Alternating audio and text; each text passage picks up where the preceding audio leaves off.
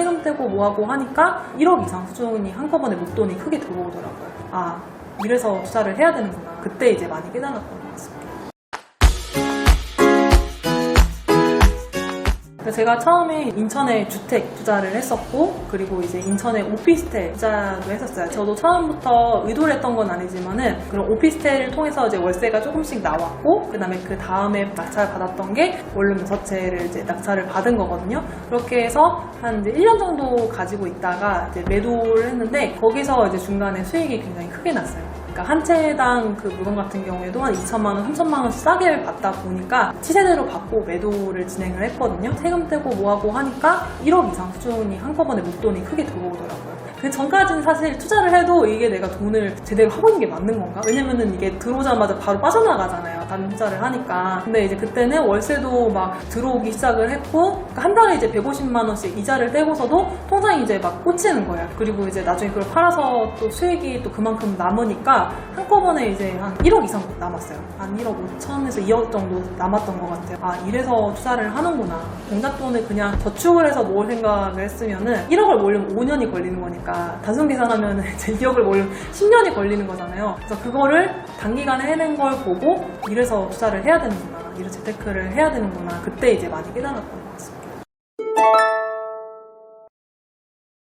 저는 그 개인적으로 주식이 안 맞아서 안 했던 것도 있지만, 주식을 할 때 이제 단점이 뭐냐면 주식을 대출받아서 하는 건 되게 위험하잖아요. 우리가 부동산을 뭔가 투자하는데 대출을 안 받는다는 생각을 잘 안 하고 하지만 레버리지를 활용할 수 있냐 없냐에서 오는 장단점도 있는 것 같아요. 그러니까 부동산은 어쨌든 기본적으로 현금만 100% 다 내 돈으로 사는 사람은 없잖아요. 대부분 대출을 이제 끼고 사다 보니까. 거기에 플러스 2천만 원 가지고 8천만 원짜리 처음에 주택을 구입을 했는데, 만약에 8천만 원 현금을 다 모아야 됐으면 4년이 걸렸을 거잖아요. 근데 그거를 어쨌든 대출이라는 거 활용을 해가지고 1년 돈 모으고 2천만 원 가지고 바로 투자를 성공을 한 건데, 불가능한 걸 이제 가능하게 해준 게 전 대출이었다 생각을 하고요. 근데 그거를 그냥 사가지고 시세가 그대로였으면 사실 제가 그거 투자는 의미가 없겠죠. 당연히 시세보다 저렴하게 하기 때문에 500만 원이라는 수익이 났었고, 그러니까 제 돈이 직접 들어가 보니까 이게 바로 레버리지구나 라는 거를 알게 됐던 것 같습니다. 그래서 많은 분들이 사실 대출을 많이 지금도 어려워하시고, 왜냐면 한 번도 해본 적이 없잖아요. 당연히 우리가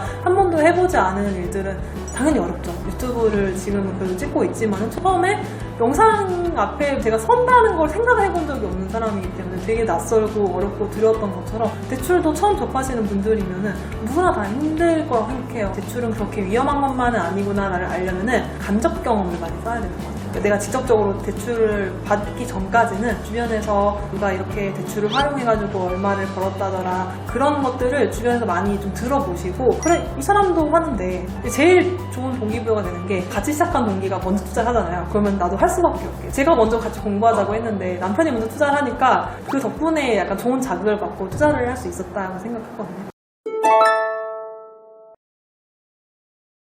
재건축 아파트를 투자를 하고 나서, 투자한 지 그때 제가 이제 4년차 정도 됐을 때예요. 돈이 들어오면서 그때부터는 좀 여러 물건에 이제 투자를 하기 시작을 했거든요. 그래서 이제 재건축 아파트를 샀는데 이제 1년 만에 3억이 올랐어요. 그거를 이제 해가지고 나중에 이제 차를 구입을 하게 되는데, 할부 그런 비용 자체가 사실 적지 않잖아요. 그 정도 되고, 또 제가 이제 현금 흐름, 사업이나 이런 걸 통해서 현금 흐름이 들어오기 시작을 하니까 산테크를 막 예전처럼 극단적으로 해도 되지 않아도 되겠구나 라는 시점이 한 4년차부터 왔던 것 같습니다. 그때 좀 극단적으로 돈을 줄였다는 습관이 몸에 배어 있어가지고, 지금도 만약에 돈을 좀 아껴 써야 된다 그러면은 안 쓸 자신이 있어요. 제가 사실 가장 크게 투자하는 게 운동할 때 돈 쓰는 거, 그것도 건강을 위해서 쓰는 거니까 그거 말고는 사실 딱히 없거든요. 더 모아야죠. 지금의 상황에 저는 안주하면 안 된다고 생각합니다.